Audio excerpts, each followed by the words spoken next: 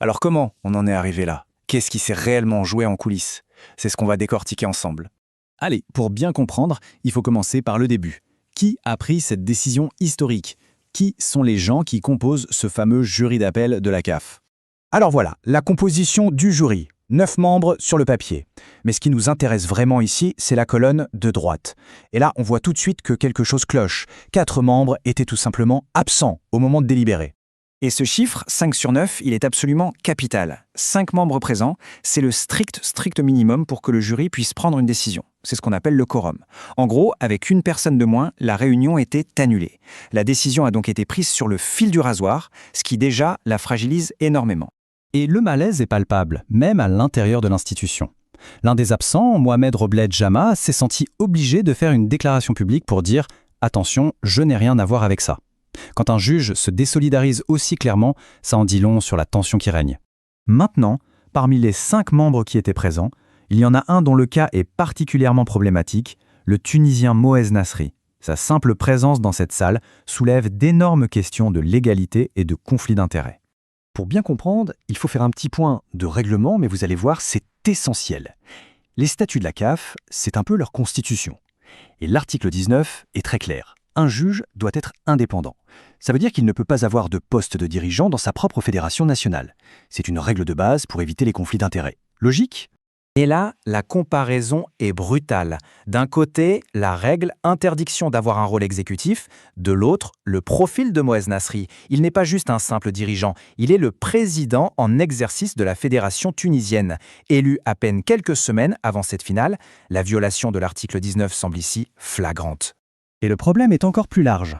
La Tunisie et le Maroc font partie de la même union régionale. Des sources parlent aussi d'une grande proximité entre Nasri et le très influent patron du foot marocain, Fouzi Lekradja. Mais voilà le point décisif. Si la présence de Nasri est invalidée, le jury tombe à 4 membres. Et là, il n'y a plus de quorum. La décision s'effondre juridiquement, comme un château de cartes. Mais cette affaire ne se résume pas à un jury potentiellement illégitime. Non, parce que pendant que le monde du foot avait les yeux tournés vers le terrain, des jeux de pouvoir se déroulaient dans l'ombre. Loin des caméras, une réunion très confidentielle aurait eu lieu au Caire, au siège de la CAF, une réunion qui, semble-t-il, a scellé le destin du trophée bien avant l'annonce officielle. C'est ici qu'entre en scène une autre personne clé, Augustin Senghor. C'est un membre influent du comité exécutif de la CAF. Il entend parler de cette réunion et comprend que quelque chose de grave se prépare. Alors, il prend son téléphone et envoie un message d'alerte. Pas à n'importe qui, directement au président de la CAF en personne. Et voici un extrait de ce message. Les mots sont pesés et ils sont forts. Senghor prévient que si on retire le titre au Sénégal, ça provoquera un énorme scandale qui risque de salir l'image de la Confédération pour très longtemps. C'est un avertissement on ne peut plus clair.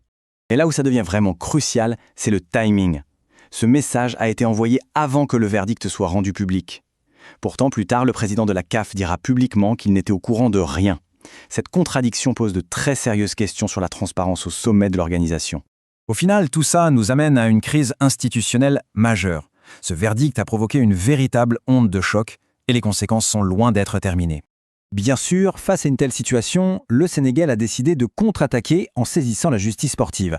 Voici les 3 piliers de sa défense. 1. Le vice de forme à cause de ce fameux quorum qui ne tient pas. 2. Le manque d'indépendance flagrant d'un juge. Et 3. Le manquement grave à l'éthique avec ses histoires de réunions secrètes et d'influence politique. L'affaire a donc quitté le continent africain.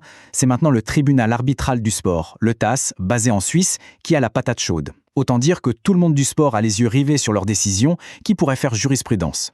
Au final, cette histoire va bien au-delà d'un simple match de foot. Elle pose une question fondamentale pour l'avenir du sport. Est-ce que ce qui se passe sur le terrain, la sueur des joueurs, la passion des supporters, est-ce que tout ça a encore de la valeur? Ou est-ce que maintenant, les victoires se décident dans des bureaux feutrés et des réunions secrètes? L'interrogation, elle, reste grande ouverte.